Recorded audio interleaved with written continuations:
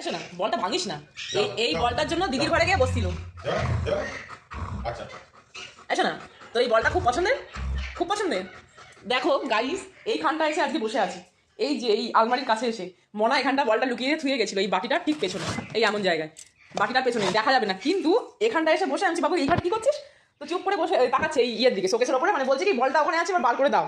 তো বলটা না প্লাস্টিকের, জানো তো বন্ধু, ওই কোনো রাবারের না, এটা দিয়ে আর কি বলটা ইয়ে করা হয়, চালু করা হয় এরকম। তো বলটার কি সুইচ তোমাদের দেখাবো জানি না, বলটা তো পুরো ফাটিয়ে দিয়েছে। বাবু তো একটুখানি কামড়েই বলটা ফেটে যায়। এটা তো রাবারের বল না, দেখতে পাচ্ছ বলগুলো চারটে, দেখো অবশ্যই লাইট, ওই চারটে লাইট জ্বলে, এটাকে দিয়ে যদি আমি পুশ করে দিই এরকম টিপে, তাহলে বলটা ঘুরবে, লাইট জ্বলবে। দিদি গেছিল দীঘায়, নিয়ে এসে দিয়েছিল, তা সেই অনেক বছর আগে, হ্যাঁ 3 বছর কি 2.5 বছর হবে। এবার আমি যত্ন করে রেখে দিয়েছি, সেম বল আর একটা আছে জানো তো, যখনই আলমারি খুলবো তখনই গিয়ে দাঁড়িয়ে থাকবে আলমারির সামনে বলটার জন্য। তো পরশু দিনকে পেয়েছে, ব্যাস আর দেখে বলটা দিবি না তো? ঠিক আছে, বলটা নিলে পরে